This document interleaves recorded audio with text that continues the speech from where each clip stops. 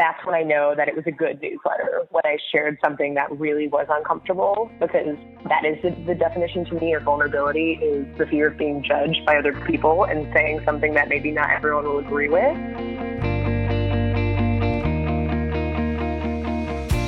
Hello, and welcome back to Seek the Joy podcast. Happy Seek the Joy Tuesday. I'm your host, Sydney Weiss, and thanks for being here, and thanks for joining us on this Halloween week. I hope you have a great Halloween. I hope you have a great Halloween week. What are you dressing up as? What are you doing? Let me know. I'm super nosy, and I love seeing everybody's Halloween costumes, so show me what you've got going on. But in any case, let me tell you about who's on the podcast this week. On this week's show is Jillian Richardson, and she is the founder of The Joy List. And The Joy List is this really wonderful weekly newsletter of events in New York City where you can go by yourself and leave with a friend. Jillian's mission is really to reduce loneliness in the United States, and she's starting with New York City.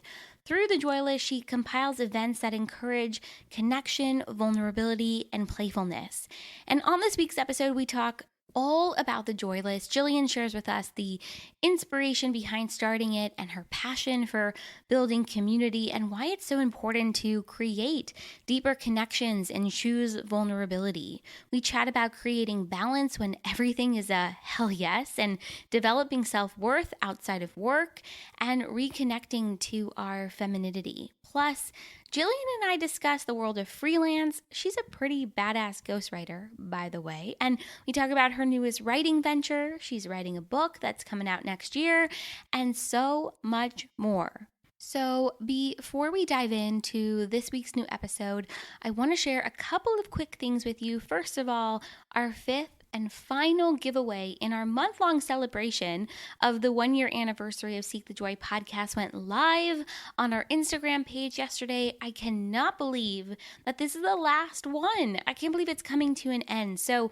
head on over to Seek the Joy podcast on Instagram. It's just at Seek the Joy podcast, and make sure you enter this week's giveaway. The theme is professional development, and we've got some really good stuff in there for you. The giveaway ends this Friday, and I will announce the winner on Sunday, so make sure that you enter. Also, I have to share with you the iTunes review of the week, and this week it comes from R. Schaefer Allen, and it says, "This podcast is amazing. I'm so glad I started listening to this podcast. I've been struggling with a few things lately, and Sydney's openness and vulnerability really reached me and helped me when I was feeling hopeless. I'm so glad she puts herself out there and speaks her truth." R. Schaefer Allen, thank you so much for this review. And I've already thanked you, but I'm thanking you again. And this time I'm thanking you on the podcast.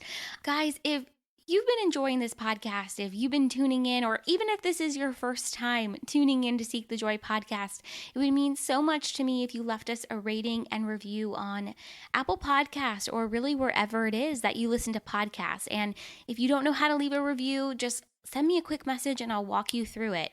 Ratings and reviews really help us get seen by new people and grow and expand. And selfishly, I love reading and hearing and learning about what you guys think about this podcast.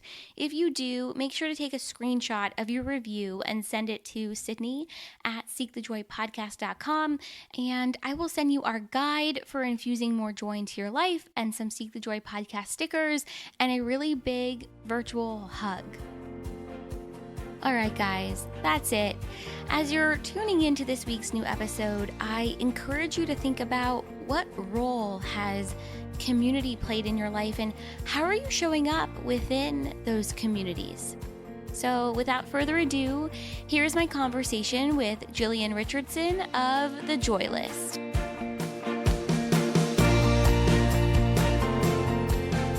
Awesome. Well, thank you so much. You can't see me, but I'm doing like a little wiggly, excited dance in my seat right now. I love it. So I am Jillian. I'm the founder of The Joy List, which is a weekly newsletter in New York of events every day that you can go to by yourself and leave with a new friend. And other than that, I'm also writing a book called Unlonely Planet about I call them third spaces that take the positive elements of religion, but kind of leave aside the complicated political elements of the church that make them so inaccessible for a lot of people. Those are my two main things right now. Yeah, I love this. And I think it's so cool. You've such a diversified set of interests and things that you do, but I'm trying to think of where I want to start in my head with this conversation. Well, okay, let's talk about the Joy List and where that started. So are you originally from New York, or did you end up moving to New York after college? How did you land there? Yeah, so I grew up in Connecticut, went to school at Boston University, and then graduated early on purpose so that I could move to New York City as soon as I possibly could. So I actually moved to New York City because I wanted to be a comedy writer. And so I moved here because I said, like, I'm going to be in late night. I'm going to do all these classes at Upright Citizens Brigade. I'm going to find an agent. And once I got here, I very quickly changed my mind and decided that the comedy world was not for me because the people who I met who were successful did not seem happy. So from there, I was kind of playing around with dropping into different communities. So I was going to a lot of events by myself. When I moved to New York City, I didn't really have any close friends who lived here. There were two women I knew from high school who were in New York City, and that's pretty much it. And so I started going to meditation events by myself. I went to a festival by myself for a weekend. And the thing that I kind of cite as my turning point in really starting to find my community and realizing the power of what a community can give is when I went to Camp Grounded, which is a summer camp for adults that is completely sober, and it's also a digital detox weekend. So there's no technology. There's also no talk about work or age. So it's kind of this amazing level playing field where everyone goes in and is equalized, kind of, and you can just be yourself, be silly, be playful like a kid, and that I think it's just a very specific type of person who opts into going to that type of event. Yeah. And that's when I started to find, like, yes, these are people who make me excited. I feel like they can help me grow as a person. They're people who I am excited to support in their growth. And I just felt better. I just felt like a better version of myself. And I was like, yep, these are the kinds of people I want to be around. This is the type of friendship that I want in my life. Yeah, it's so interesting when we remove technology and we remove our phones and we remove those distractions. We really have the ability to connect with people on a much deeper level. And so it sounds like that camp experience just, I don't know, it was like a shift in your journey once you got to New York. It was a huge shift. And I think it helped me realize how powerful an event can be. Because, it was a one-off weekend, but it also gave me access into an entirely different type of community. And I saw those people after that event. And I think that it wasn't just that one instance, but it was a big moment that helped me kind of fuel my obsession with events and why certain spaces can facilitate a transformation within someone. That's so interesting what you just said about how powerful an event can be, because I think often when we see an event listed in a newsletter or on Facebook, or if we're told about it from a friend, we don't think about just the impact of the event or the people that we could meet there, or what that could mean for ourselves and for our lives. And so you have created some pretty phenomenal events, from the Hustle Fest to Ground Shift. What was the first event that you created, and what has that experience been like? Yeah, I think I got really lucky when I moved to New York City that I was a part-time freelance writer in college, and I continued freelance writing when I left. And this website, Skillshare, which is kind of like an online teaching platform, they reached out to me and they said, hey, we've seen a bunch of your freelance writing online. We see that you're writing about freelancing. Would you be willing to teach a course on writing for our students? Like, we'll send a video crew to your apartment, and we would just love for you to be one of our first writing teachers. And the fact that they did that and they trusted me with that and they found me as an authority kind of helped me get comfortable with the idea of teaching and being someone whose voice is worth listening to. And I realized how much I liked teaching. And I think because of that, too, when I left Camp Grounded and I felt how impactful play is, I pitched a kind of like improv and play workshop at a co-working space near me, and they accepted it. And that went well. And I just started getting kind of hooked on hosting events and bringing people together. There's so much power in bringing people together. And I think it's so interesting because once you start doing it and once you start formulating your own communities outside of just joining others, I think it's a totally different experience. What you just said too about becoming an authority on something. Isn't that just like the weirdest feeling when someone considers you like that you know your stuff, you know what you're doing. And I think we spend so much time in our lives doubting ourselves and doubting, it's that imposter syndrome piece. So that had been a really interesting experience to be regarded in that way. It's something I really struggle with, but also I completely forget who gave me this piece of advice. But they said, you're an expert if you know 10% more than the person. So I'm like, okay. I love that. The bar was like, yeah, we have something to teach someone. Totally. And you're also a freelancer. And did you ever expect to work for yourself, or did you ever think that was like a remote possibility? Like I would work for myself and create a business and be successful within it. Yeah, no, I definitely didn't. So my friends who know my dad, they know he's like his love language is kind of talking about work. Like that's how he bonds with people. That's how he feels like he connects to them. Yeah. And so his job was he was a headhunter where he placed CEOs in high level positions. So ever since I was like, not even kidding, 6 years old, like we were talking about my career. We always had this saying in my house, like, what is your bullseye? Like you need to know what you want. You need to know the steps that you're going to take to get there. And you need to know the best people and you need to work with the best. And for him, that always meant big companies. So like no matter what I wanted to do, like when I wanted to be a comedy writer, it was, I'm going to write for NBC. I'm going to work for NBC because that's the biggest and that's the best. So freelancing was definitely never a thing that my parents talked about. I never grew up knowing anyone who worked for themselves. Right. So like I grew up in a very kind of like hedge fundy banker town. So like the people who were freelance writers, like that was never a thing I knew existed. Right. It's like one of those things where if you don't grow up around it or it's not an example in front of you, and then when you realize you're falling into the world of freelance or entrepreneurship, it's like, whoa, what am I doing? It's kind of like a culture shock moment. Mm-hmm. So it's really interesting to hear you talk a little bit about that and just how, maybe it just wasn't what you expected or what you grew up around. Yeah. I was very lucky. Where in college, I worked for this company called Contently as a writing intern, and they had 2 publications, and one was about content strategy and one was about freelancing. So I got to do a lot of research on the freelance economy, and I also got to see the rates that writers who worked for big companies got.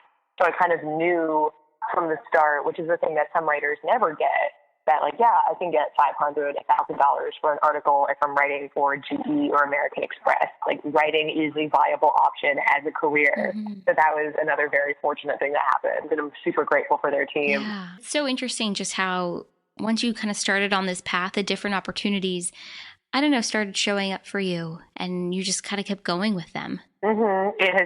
It's definitely been terrifying, like the entire way.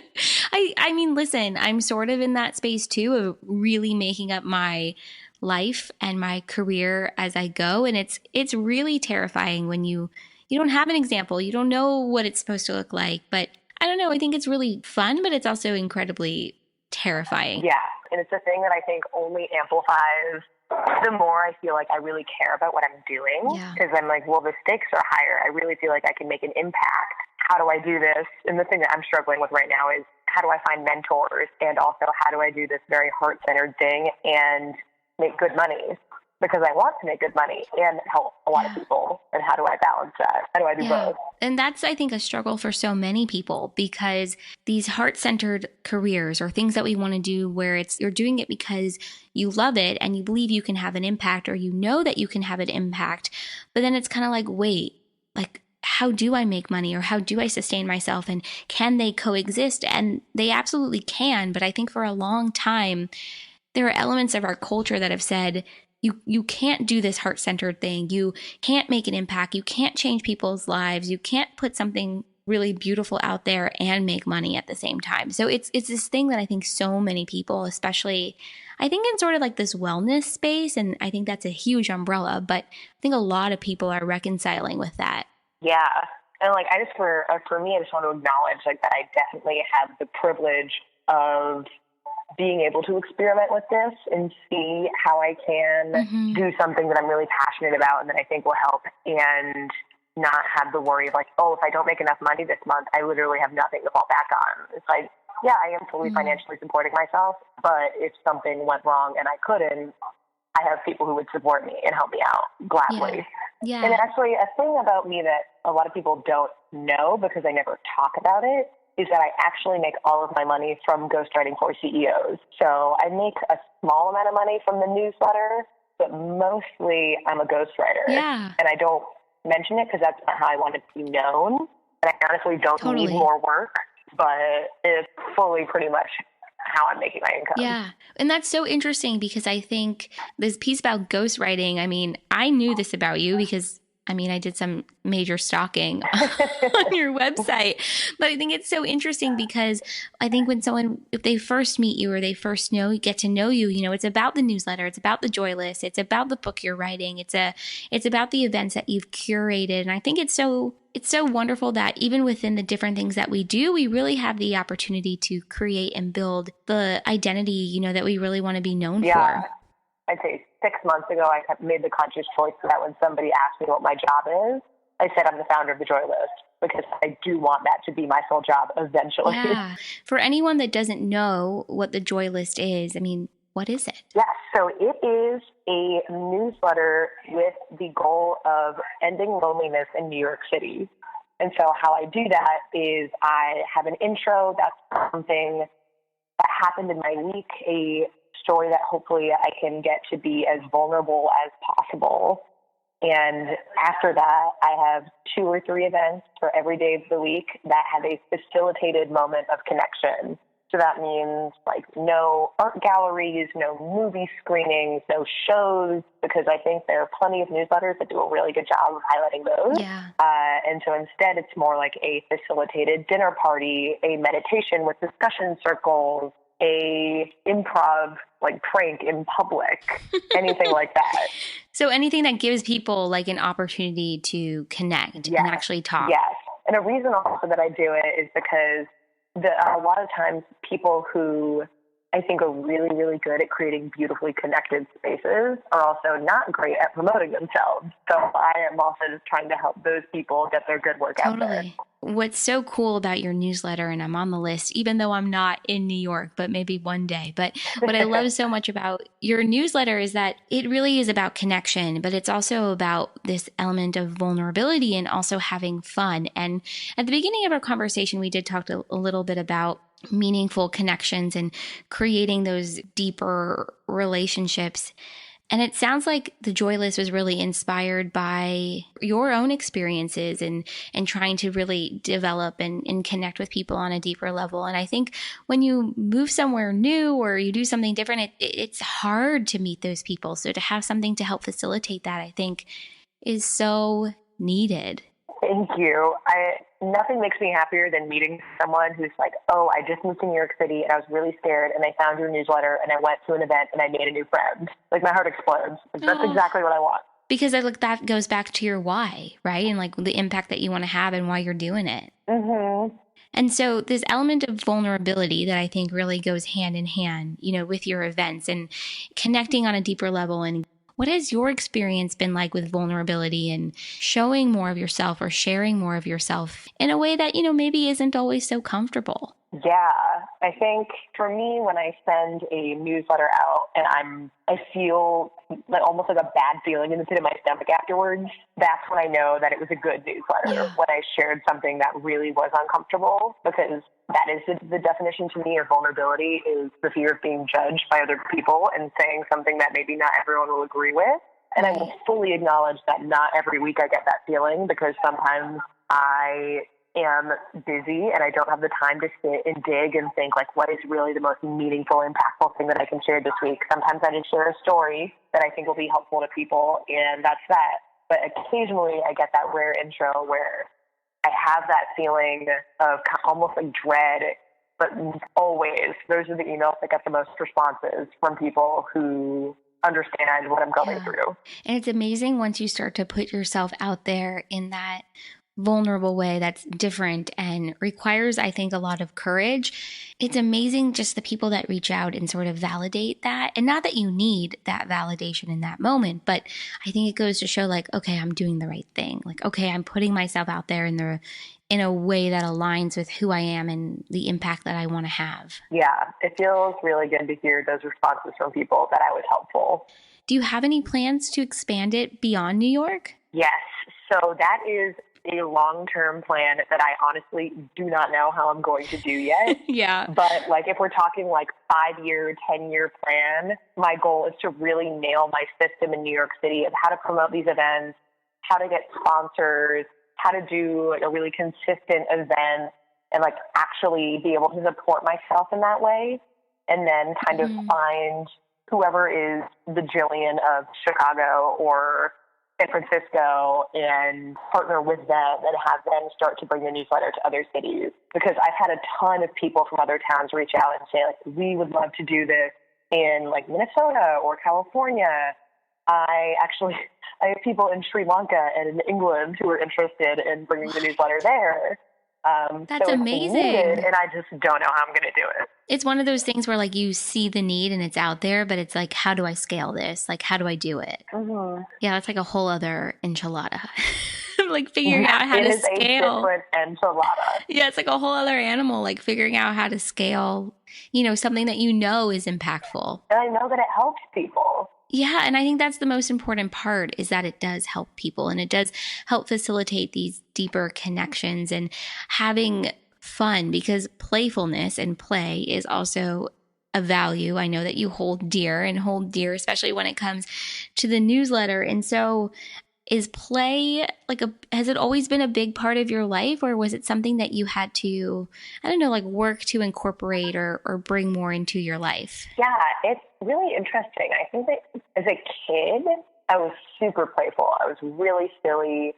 I always prided myself on having a good sense of humor. But growing up, I never really had an activity that helped me tap into that. Like in high school, I wished my high school would start an improv or sketch group, and it never happened. So by the time I got to college, I was like exploding with anticipation of joining like a comedy group. Like that was my version of sorority. Yeah. But I don't know if I consciously was thinking like, oh, I need more play in my life. Yeah. I know that growing up, I was very serious. Like I was a very intense student. I'm still am like very type A in a lot of ways. And I know that that's not healthy. I think for me, the people who I've met who seem the happiest and have the lives that I want to kind of copy a little bit or take bits and pieces from are the people who really, really prioritize making time in their lives for being silly. And that doesn't necessarily mean like doing improv, but just to have fun. I think I just replaced the word play with fun, like anything that's enjoyable. Totally. Because it's so easy for me to get sucked up in the cycle of just working. Because that's the environment I grew up in, was an environment that's obsessed with work. Yeah, you and me both. I mean, I always thought I had to be so serious to be taken seriously. And it's really only been in the last year where like I've had a total like 180 where it's like, no, like I can be myself and I can let my personality come through and have fun and be silly and play and still be me. Do you know what I mean? Like it doesn't take away from who you are or what you want to do or the impact that you want to have. And I think it has a lot to do with the environment that you or I or anyone else, grew up around too. I think it totally impacts just like our perspective on all of that and work-life balance too as an adult. Yeah, no, I totally agree with that. So you're also writing a book. So how did this journey of writing a book come about? Like, what was the inspiration? Where did it start? Because I think this is so cool. Thank you. So I was at a conference called Next Gen Summit, which is a conference for young entrepreneurs, which I highly recommend if anyone's under the age of like 30.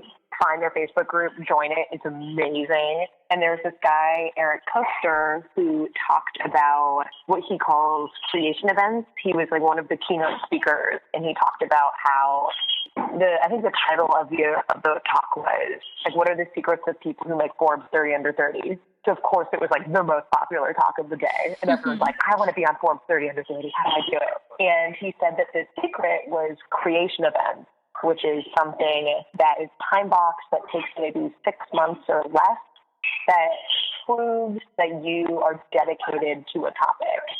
So, for example, writing a book, an amazing way to highlight, listen, I care about this topic and I dedicated like a year or more of my life to making this happen. Also uses a podcast as an example. And I heard that talk, and of course, he was using this talk as a way to promote his book writing program. And he totally sold me. So I was like, yes, I want to be an expert in community building and gathering people. And writing a book would be an amazing way to learn about that and to position myself as an expert.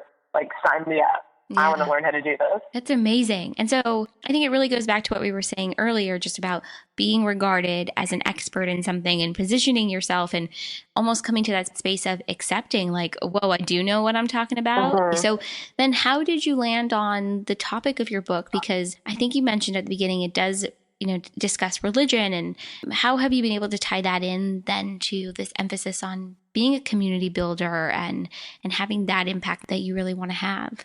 Yeah, I think I was, like, one of the exercises for starting the book was to essentially just write down all the names of any book you could think of or find about that topic and see what was the short synopsis of the book, and then also write down what I was curious about in terms of community building. And I realized that a thing I was really thinking about is how religion seems to be, of course, one of the most amazing forms of community building.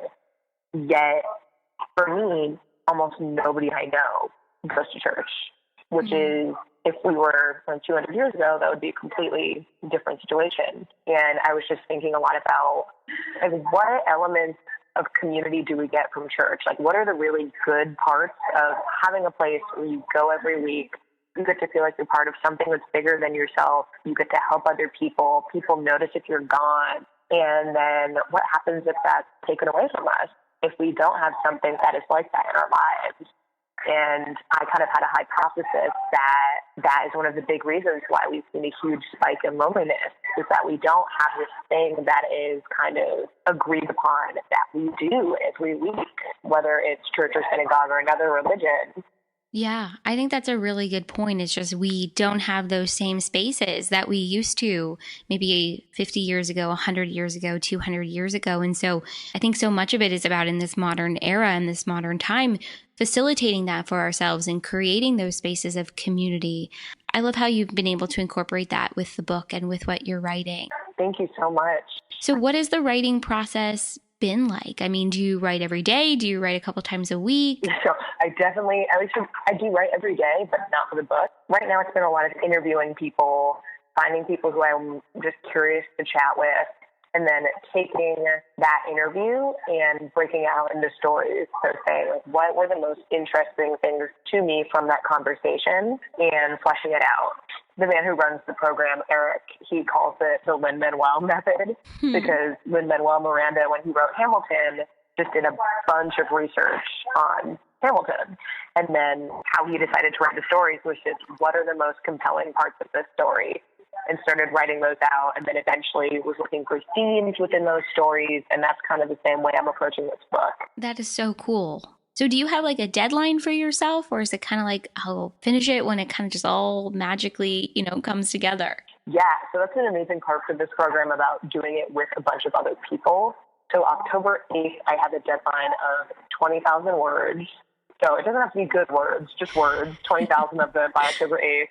And then March is when we'll have done like all of our rounded edits, and we've had people read it for us, and we've worked with our coaches and all that goodness. So everything going according to plan. March is when the book will be ready. So like with everything that you do, I mean, how do you balance everything for yourself? Honestly, it's a thing that I struggle with. Yeah. I think just having time chunks is a really helpful thing for me. Like saying, okay, before noon is only when I'm doing my deep work writing. Like I have to be writing then. Only scheduling meetings in the afternoon. Making my list of what I'm going to do the night before, all those like classic productivity tips. But if I'm being real, I definitely have moments where I totally lose my shit. And I'm like, what am I doing? This is too many things. And I keep telling myself I'm going to do less stuff. And I only am going to say yes to things that I'm a hell yes to. But I also have so many hell yeses that it's still too many. I think that's so interesting because people talk about like if it's not a hell yes, it's like a hell no, right? But then what do you do when you have so many things that are a hell yes? Like, I'm so excited about this. I'm so passionate about it. And then before you know it, you're looking at like 10 different piles of exciting projects or events or things that you want to be part of. And I think that's a big struggle for a lot of people, including me, is I keep taking on stuff that I'm so excited about, but I couldn't imagine not doing it. So it is about finding a way, I think, for me at least, and you'll have to tell me if this is the same for you, but kind of being able to compartmentalize and saying like, okay, this will not get done today, but my sleep is more important, or hanging out with this friend for 2 hours is more important, and kind of being okay with that and figuring like it's not going to be a perfect balance, but this is as good as I'm going to be able to do today. And as I think sometimes we talk so much about balance or so much about self-care, but oftentimes the biggest form of self-care is just being like, this is just what it is going to be today, and kind of having that moment of acceptance and just being okay with that. Yeah, it's a thing that I talked to one of my friends, Duncan, about this a lot, but it's kind of like it's been programmed into me that work is the number one priority. And in so many cultures, that is not the case. Totally. Like, people do not feel as guilty in other countries about just stopping working after like 6 or 7 hours and doing other things, because their value as a human is not intertwined with the amount of stuff they get done and the amount they contribute to like our capitalist system. And it's so deeply ingrained in me that like my worthiness as a person is the amount of stuff I produce. And that's not true, but it's definitely a thing that's still in my brain.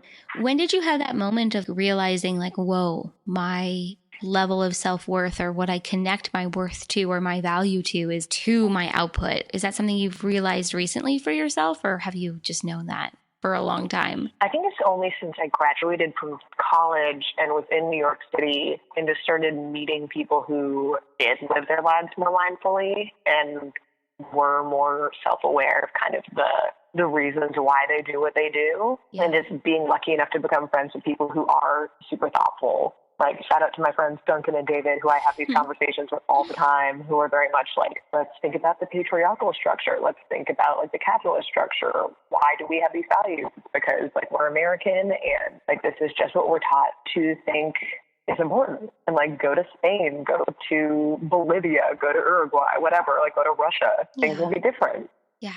So then after having this level of awareness, like knowing that this is how you've associated your self-worth and your value, how have you been able to transition out of that? Or have you been able to transition out of that and say, hey, actually, I know my value is not attributed to those things. It's maybe my compassion or my kindness or my heart, or just the fact that I'm living and breathing. I mean, how have you been able to sort of maybe move into that space? Yeah, it's a good question. I think for me, a big thing has been doing loving kindness meditation. That's been a big one. Essentially, loving kindness meditation is a practice of sending love to myself and so sending love to other people. That has been really good for helping me kind of reduce the inner critic in my head that says I should be getting more stuff done.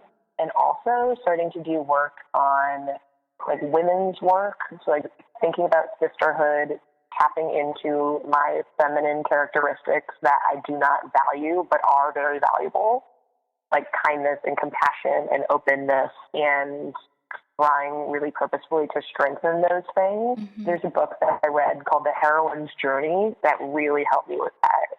It's so interesting because I think given our society, and I have listeners all around the world, so I don't know if this applies everywhere, but we're taught from a very young age to stuff down those feminine characteristics, right? So if you cry, you're weak. If you stand up for yourself, you're an angry woman. If you're in touch with your femininity, it's not viewed as a good thing. It's not viewed as a positive. And I think it's been really fascinating for me to, well, hear you just talk about this, but also for me, it's been something that's been pretty much in the forefront of my awareness for the last maybe 6 or 8 months, just about how I've done that throughout my whole life. And I've stuffed those characteristics down, or I've downplayed them.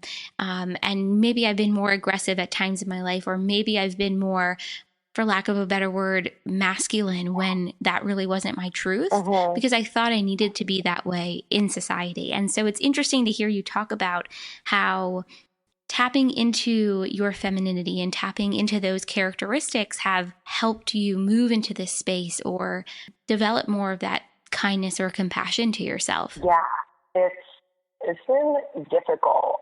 But I think what's been helpful is having conversations with other women about it too, and men, just about really that it's kind of difficult to take care of ourselves, because at least for me, I was not in conversations about how to take care of myself growing up in that way. About like, my therapist said something really that I thought was lovely, which is learning how to be a good parent to myself, which I was like, ooh, I like that. I'm gonna be using that. Yeah, because if you think about it, we are never taught about self-soothing in that way, right? Or taking care of ourselves in that way. But ultimately, it's our job to really learn how to do that. And that is like brilliant. I just wrote that down, because how to be a good parent to yourself, I think is a hard task to learn if A, you've never thought about it, or B, if you haven't had that type of role model in your life as a parent. And so if you don't mind sharing, what has that kind of looked like? Has it meant, giving yourself more of a break? Has it meant,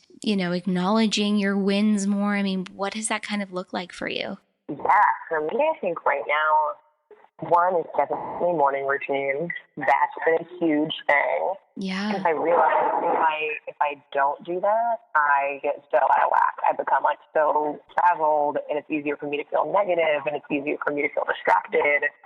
So taking the time to journal, to read, to do some yoga, to write some affirmations for myself, that's been huge, because I think it's just like a signal to my brain that I am worth loving and taking care of. Totally. Instead of just my inclination is to just dive into doing work. What you just said, worth loving and taking care of, that speaks volumes. I think that everyone needs to write that down. It needs to be like a mantra somewhere.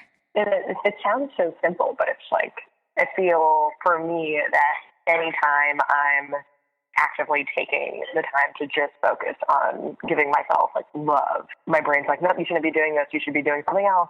So it's almost like a little bit of reprogramming and retraining, right? Just like the way we view ourselves or view others, or what we even view as being productive. Yeah, because it's like productivity is not just about work output. Totally. Yeah, I couldn't agree more.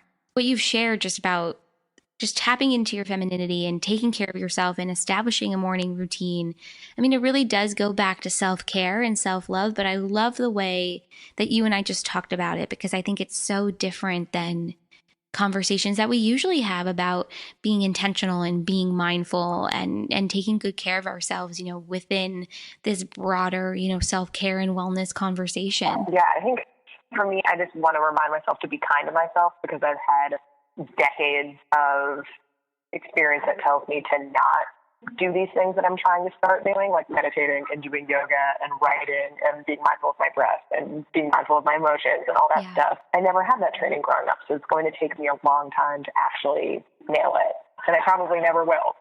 So that's just a thing that I'm hoping will be helpful to somebody as well. Oh, it's going to be. I mean, it's even helpful for me in this moment, because it isn't something I grew up with either. And I think, so giving ourselves kind of grace within that and patience, and no one will ever get it perfect, but that's okay, Amen. So if you could go back in time and tell, I don't know, 21, 22-year-old Jillian anything, what would it be? Oh, man, I would say you're worth loving. That's what I would say. You're worth dedicating time to love. You're beautiful without changing. And learning to be in touch with yourself and your intuition is going to take a long time, and that's okay. Mic drop. That is so good. You are worth loving. Every part of you, just worth loving. You don't have to change for anyone. You are just worth loving the way that you are. It's an important message that I got to remind myself of. Yeah, I mean, seriously, I'm gonna write this down and put it on like an index card in front of me on my desk, because everyone needs that reminder. Oh, I think always. Mm-hmm. So I'm going to future trip with you a little bit because I love asking this question because we always spend so much time talking about where we've been and where we are now. But what would you say is your biggest dream? Oh man, my biggest dream is to be able to focus on community building and do it full time and be making good money from it and not be stressing out and having like systems in place and knowing what I'm doing and getting more offers than I can say yes to. Like I'm doing a Joylist event once a month at least. I'm hosting an event for community builders once a month. I'm writing books about community building and gathering and loneliness. And I'm getting paid to speak. And like I'm getting paid well so that I can do all these other things that I do for free or at low cost, and I can do it without resentment and without stress. I love it. It goes back to the broader mission and the broader why and who you are and what it is that you're doing and you're building. And I'm so inspired just by, I don't know, just your focus on just new ways to gather in community and create community and build community. And where can everyone find you, Jillian? Where can everyone sign up for the Joy List? I think whether you're in the New York City area or not, just to even read your words every week about vulnerability and what you're sharing from your heart. So yeah, where can everyone find you and learn more and connect? Yeah, so the website for the Joy List where you can sign up is joylist.nyc. On Instagram, we are at joylistnyc, and on Facebook, we are the Joy List. And if you want to email me, you can just email hey, Hey, at joylist.nyc. And I probably should tell people you always respond with the best GIFs. So yes, I'll respond with the GIF for sure. They're so good. So just send her Jillian an email just to be able to get the GIF on the other side. Jillian, thank you so much for coming on Seek the Joy podcast. I loved our conversation. Thank you so much. I really appreciate it. And thank you for doing what you do. You're elevating the voices of so many people. Oh, you're so sweet. Well, thank you. It's a huge goal of mine just to be able to do that. So I really appreciate it. Thank you.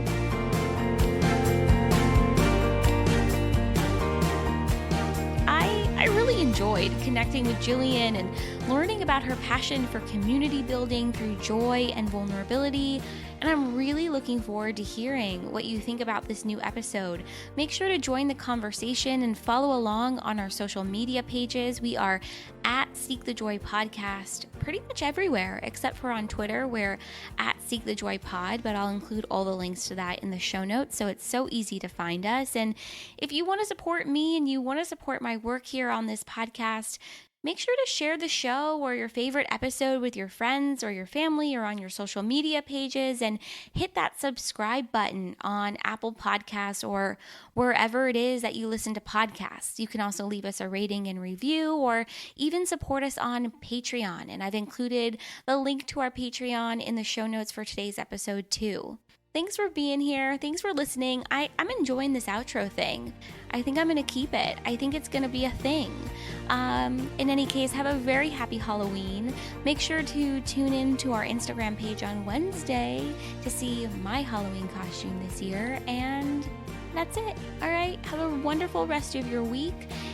And I will see you right back here for another Seek the Joy Tuesday.